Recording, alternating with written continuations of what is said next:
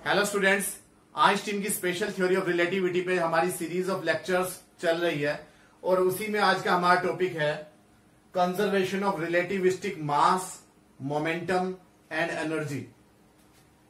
तो आपने देखा है कि मास प्लस एनर्जी, इसका कंजर्वेशन का लॉ होता है कि total amount of mass and energy conserve रहता है किसी भी सिस्टम के अंदर।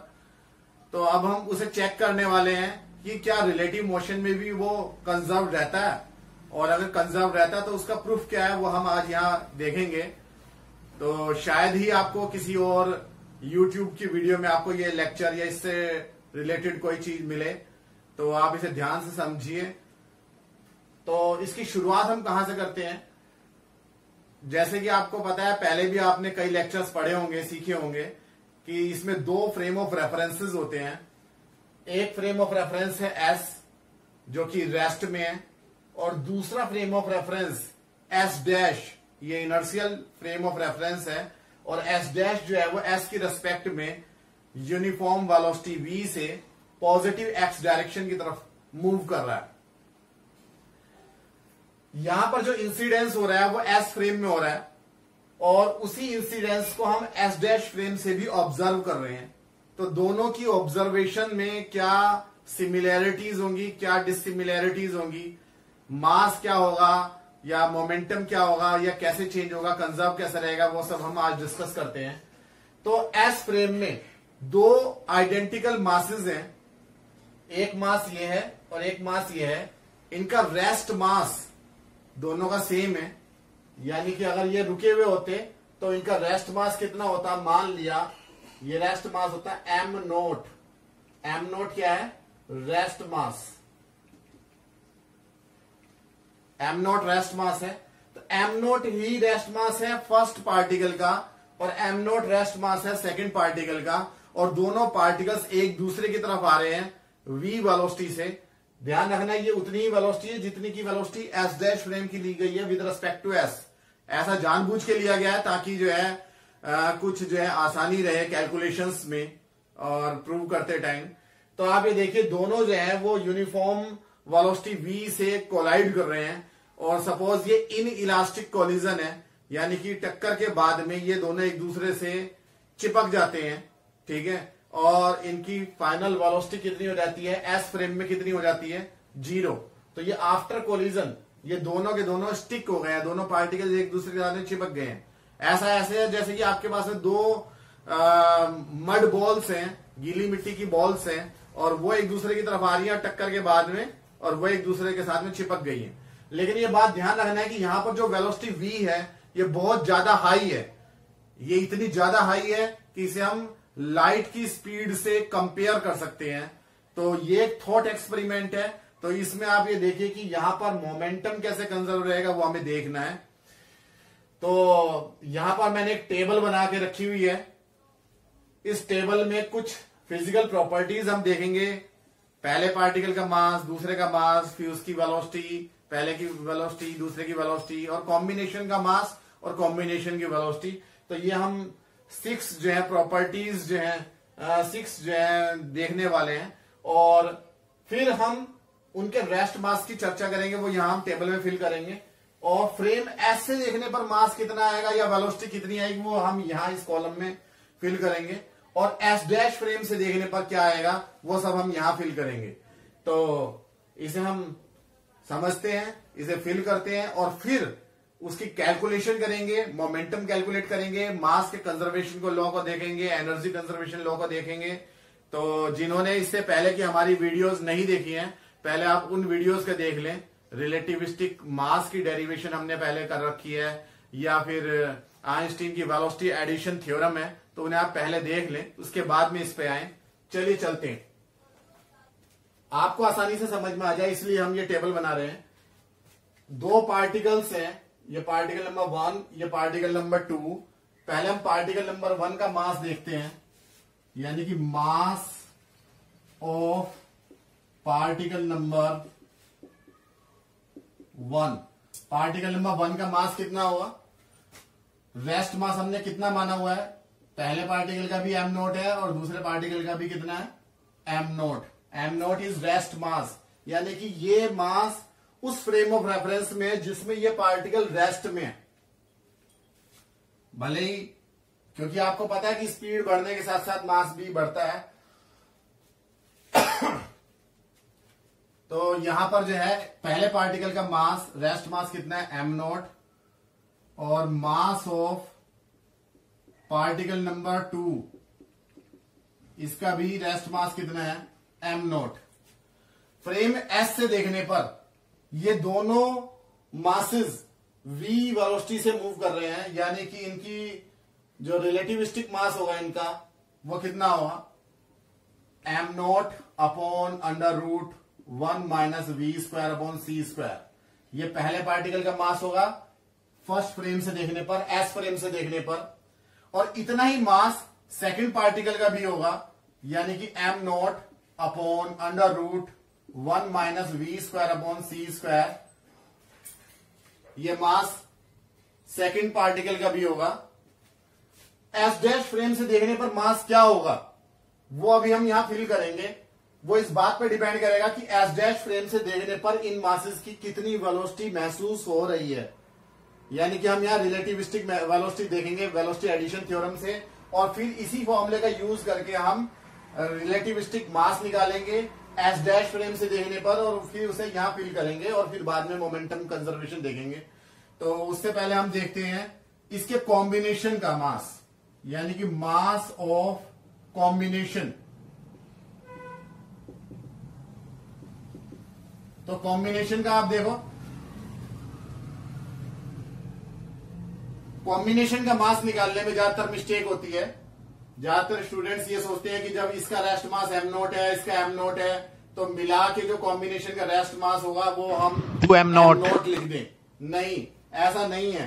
कॉम्बिनेशन का रेस्ट मास उतना ही होगा जितना कि इन दोनों को ऐड करके अगर हम देखें, तो आप ये देखो कि इसके पास में कुछ काइनेटिक एनर्जी भी है इन मासेस के पास में, वो भी मास में ऐड हो जाएगी। तो टोटल मिला के जो मास माना जाएगा after collision mass conservation law से, तो बिफोर कोलिजन का जो मास है ये प्लस ये उतना ही आफ्टर कोलिजन होगा, यानी कि m naught upon under root 1 minus v square upon c square और m naught upon under root 1 minus v square upon c square. इन दोनों को जब हम ऐड करेंगे तो एस फ्रेम से देखने पर आप ये देखो, एस फ्रेम से देखने पर ये जो दोनों का जो कोलिजन हुआ है ये रेस्ट में आ गया है। ये जो कॉम्बिनेशन है ये रेस्ट में है, एस फ्रेम में रेस्ट में है, तो इसलिए रेस्ट मास उतना ही होगा जितना एस फ्रेम का होगा, यानी ये दोनों सेम होंगे और दोनों की वैल्यू इन दोनों के सम के इक्वल होगी, यानी कि 2m naught upon under root 1 minus v square upon c square. यहां पे भी आप यही फिल करेंगे 2m naught upon under root 1 minus v square upon c square.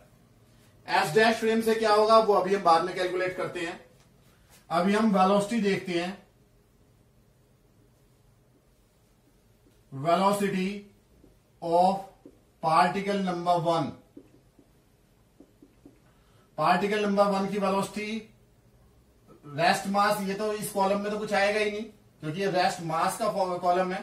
Frame S से देखने पर रिलेटिव वेलोसिटी कितनी है इसकी plus v, positive x direction में जा रहा है। और वेलोसिटी ऑफ पार्टिकल नंबर 2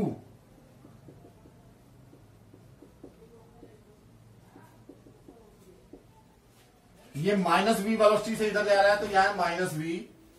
और वेलोसिटी ऑफ कॉम्बिनेशन, तो कॉम्बिनेशन की जो वेलोसिटी है वो कितनी है, ये रुक गया है एस फ्रेम में, रेस्ट में है, यानी कि ये 0। और एस डैश फ्रेम में क्या होगी वो अभी हम कैलकुलेट करते हैं और उसे फिल करते हैं। तो चलिए वेलोसिटी एडिशन थ्योरम का यूज करते हैं और वेलोसिटीज निकालते हैं। तो वेलोसिटी एडिशन थ्योरम क्या है,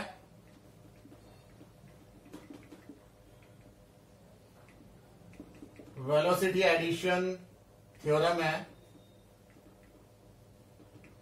u इजिकल टू होता है u dash plus v upon 1 plus u dash v upon c square, जहां u क्या होती है किसी पार्टिकल की s फ्रेम में वेलोसिटी, और u डैश क्या होती है s डैश फ्रेम में वेलोसिटी, और v होती है s डैश फ्रेम की स्पीड या वेलोसिटी। तो तब हम यहां पे ये रखते हैं और s फ्रेम में हम निकालते हैं। अब हम इसका रिवर्स में यूज कर रहे हैं इसी वेलोसिटी एडिशन थ्योरम को। तो अब क्योंकि सब चीजें एस में दे रखी हैं और हमें एस डैश के लिए निकालनी है वेलोसिटीज, तो आप पहले पार्टिकल के लिए देखें। For particle number 1, particle number 1 के लिए आप देखें तो u की जगह आपको क्या मिल जाएगा, पहले पार्टिकल की वेलोसिटी मान लिया u1 है, तो u1 की वैल्यू कितनी होगी, u डैश, यानी कि उसकी वेलोसिटी इस फ्रेम में कितनी है v, तो यहां पे v रखेंगे प्लस v क्या है, s फ्रेम की वेलोसिटी s डैश की रेस्पेक्ट में, तो s की वेलोसिटी s डैश की रेस्पेक्ट में कितनी है, -v। आप ये देखो s डैश इस तरफ जा रहा है v वेलोसिटी से, तो यानी कि s जो है वो -v वेलोसिटी से इधर जा रहा है, तो यानी कि v minus v upon 1 plus u dash की जगह पे आ जाएगा v और v की जगह पे आ जाएगा -v अपॉन सी स्क्वायर, तो यानी कि हो जाएगा v में से v जाएगा 0। और अगर आपको ये बात नहीं समझ में आ रही वेलोसिटी एडिशन थ्योरम लगानी, तो वैसे भी आप देख सकते हैं कि s डैश v वेलोसिटी से राइट साइड में जा रहा है और ये जो पार्टिकल नंबर 1 है ये भी v वेलोसिटी से राइट साइड में जा रहा है, दोनों सेम डायरेक्शन में जा रहे हैं, सेम वेलोसिटी में जा रहे हैं, सेम वेलोसिटी से जा रहे हैं। तो इसका मतलब क्या है कि इसकी रेस्पेक्ट में ये जो पार्टिकल नंबर 1 की वेलोसिटी है वो 0 महसूस होगी, वो 0 आ रही है यहां से वेलोसिटी एडिशन थ्योरम से भी। तो आप दूसरे तरीके से भी लगा सकते हैं, इनवर्स वेलोसिटी एडिशन थ्योरम का यूज करके भी लगा सकते हैं, आप चाहे तो उस तरीके से कर ले। पहले आपको वेलोसिटी एडिशन थ्योरम आनी चाहिए। तो इसी तरीके से हम u2 निकालते हैं, यानी कि सेकंड पार्टिकल की वेलोसिटी निकालते हैं with respect to s dash, तो हम इसी फॉर्मूले में रखेंगे। तो u डैश की जगह पे आप आएगा इस सेकंड पार्टिकल की वेलोसिटी -v, यानी कि -v और प्लस इस v के प्लेस पे आएगा इस पूरे सिस्टम s की velocity with respect to s dash, और वो भी -v है क्योंकि s डैश की रेस्पेक्ट में ये पूरा सिस्टम s -v वेलोसिटी से जा रहा है, तो यानी कि यहां पे -v आ जाएगा और यहां पे फिर से u डैश की जगह -v रख देंगे, तो 1 प्लस -v और v के प्लेस पे भी -v रख देंगे और डिवाइडेड में c स्क्वायर, तो ये हो जाएगा -v एंड -v माइनस का 2v अपॉन 1 माइनस क्या हो जाएगा plus v square upon c square, तो यानी कि ये पार्टिकल नंबर सेकंड की वेलोसिटी है। और अगर हम कॉम्बिनेशन की वेलोसिटी देखें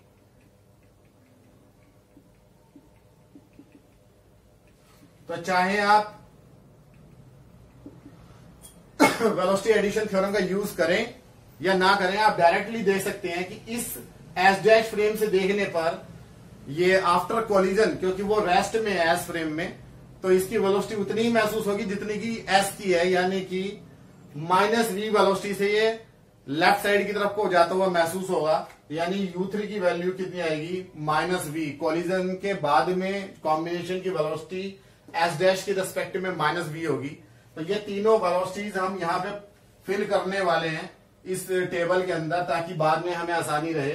तो हमने यहां से u1 की वैल्यू कितनी आई है, पार्टिकल नंबर 1 की वेलोसिटी 0, पार्टिकल नंबर सेकंड की वेलोसिटी कितनी है माइनस का 2v upon 1 plus v square upon c square, और पार्टिकल नंबर 3 की वेलोसिटी कितनी है माइनस का v। तो अब हम इस डाटा का यूज करके, इस वाले डाटा का यूज करके अब रिलेटिविस्टिक मासेस निकालेंगे, पहले का, दूसरे का और कॉम्बिनेशन का, और उसे हम यहां फिल करने वाले हैं। तो यहां जगह की थोड़ी कमी है, तो आप पहले से नोट कर लें, टाइम टू टाइम स्क्रीनशॉट लेते रहें, और जहां नहीं समझ में आता उसे रिपीट करके तब देखें, और पिछली डेरिवेशंस को भी देखें, लेक्चर्स को देखें, तभी आपको समझ में आएगा। और चलो आप नोट कर लें इसे, फिर हम आगे बढ़ते हैं।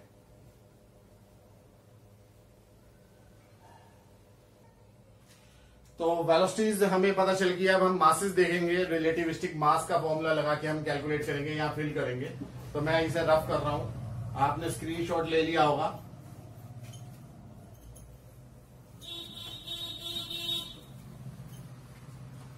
तो आप ये देखिए रिलेटिविस्टिक मास का क्या फॉर्मूला होता है, m naught upon √1 minus v square upon c square, जहां वी क्या होता है उस पार्टिकल की वेलोसिटी।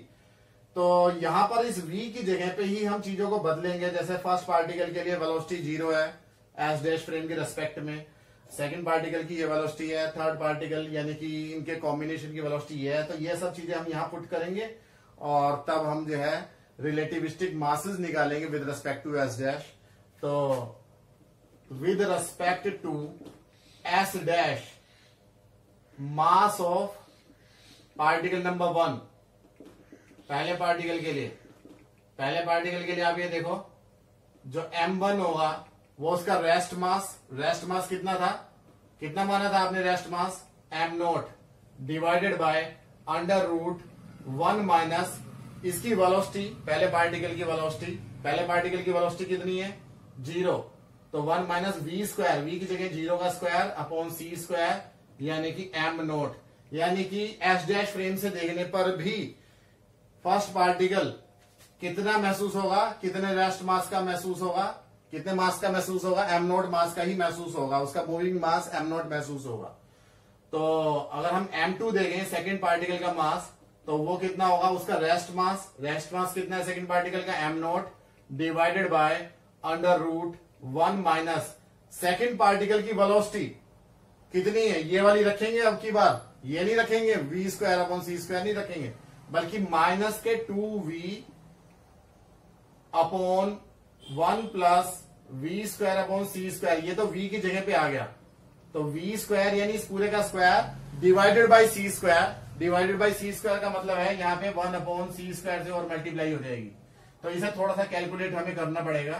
तो m0 इसे हम ऐसे लिख सकते हैं, माइनस का स्क्वायर तो प्लस हो जाएगा, 2 का स्क्वायर 4 और v square divided by c square, तो v square upon c square को इधर ही रख लें और ये 1 plus v square upon c square के होल स्क्वायर को इधर भेज दें।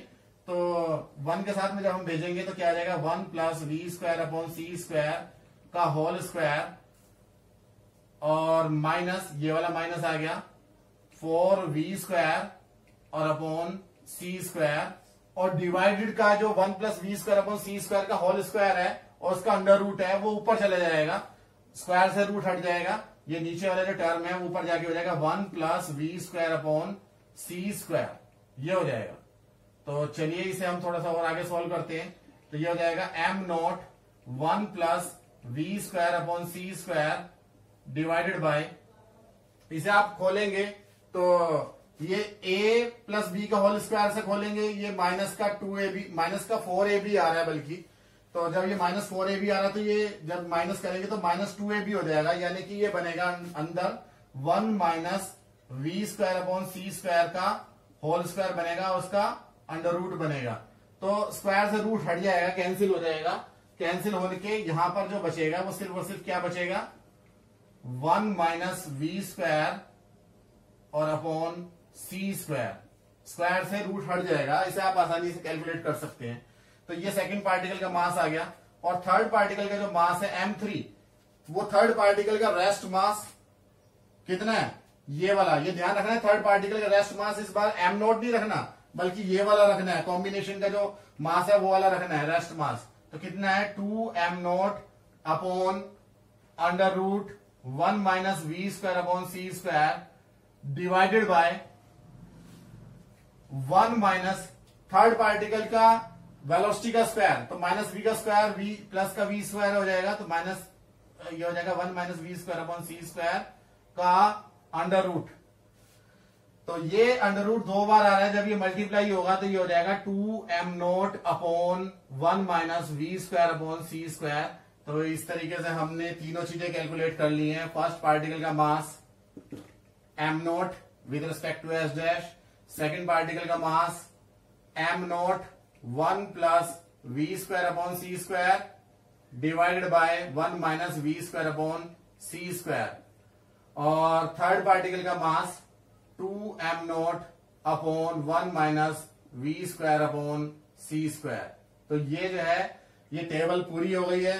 अब हम इसके अंदर चीजों को देखेंगे कि मास कंजर्व्ड हो रहा है यहां पर या नहीं हो रहा, मोमेंटम कंजर्व हो रहा है या नहीं हो रहा, या एनर्जी कंजर्व हो रही है या नहीं हो रही। आसानी से आप कर सकते हैं, इसे नोट कर लें, फिर हम थोड़ा सा आगे चलते हैं।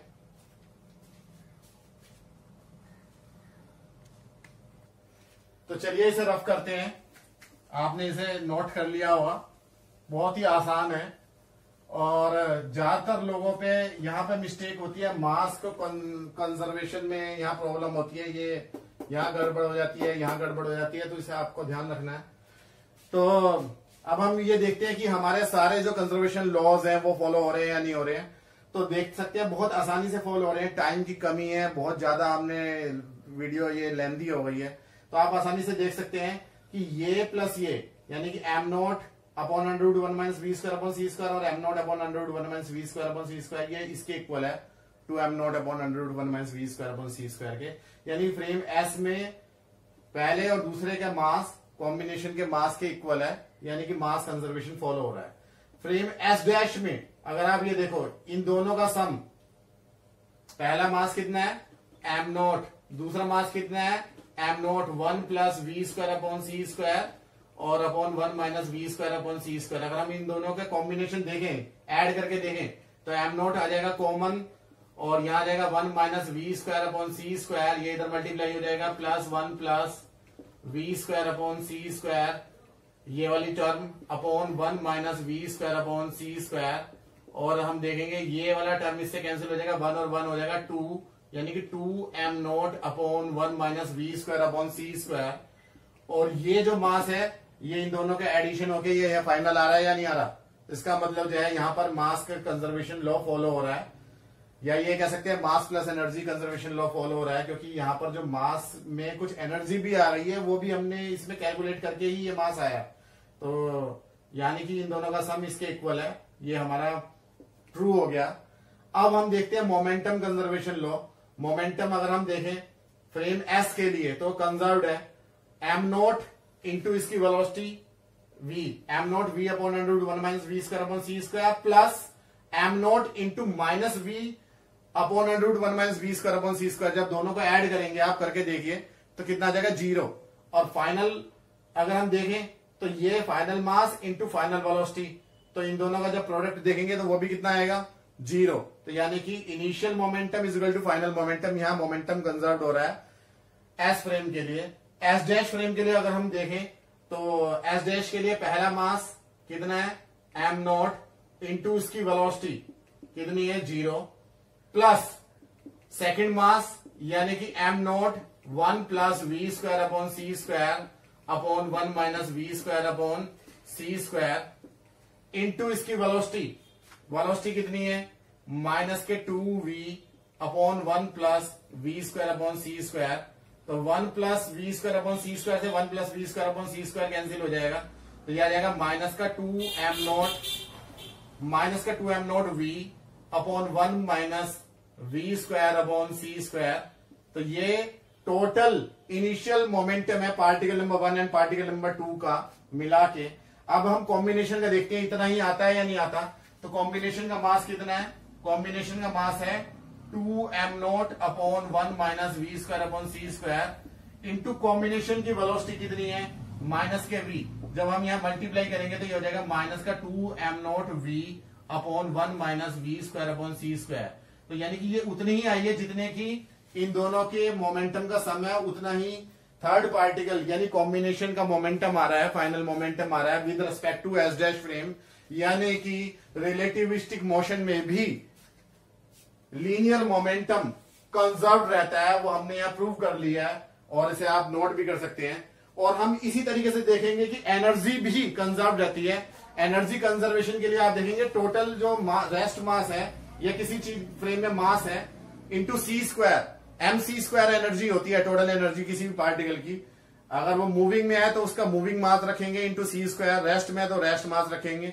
तो यहां पर अगर हम एस फ्रेम में देखेंगे तो ये इंटू सी स्क्वायर प्लस ये into c square is equal to ये आ जाएगा ये इंटू सी स्क्वायर, क्योंकि मासेस का सम जब सेम है तो फिर इसलिए एनर्जी भी कंजर्व रहेगी एस फ्रेम में। इसी तरीके से एस डैश में देखेंगे तो m naught into c square plus m naught into 1 plus v square upon c square upon under root 1 minus v square upon c square into c square. इन दोनों का जो सम होगा वो इस वाले मास यानी कॉम्बिनेशन के मास इंटू सी स्क्वायर के इक्वल होगा।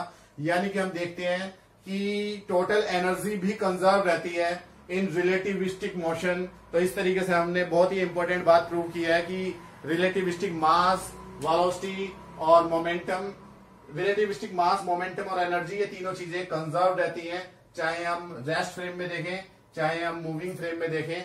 और इस तरीके की जो लेक्चर है यूट्यूब पे शायद ही कोई हो इस मेरी तरह का जैसे मैंने समझाया है। तो बहुत ही इजी तरीके से समझाया है, आप इसे नोट कर लें, लिख के देखें, खुद करके देखें और हमारे साथ बने रहिए अगले लेक्चर तक। Thank you.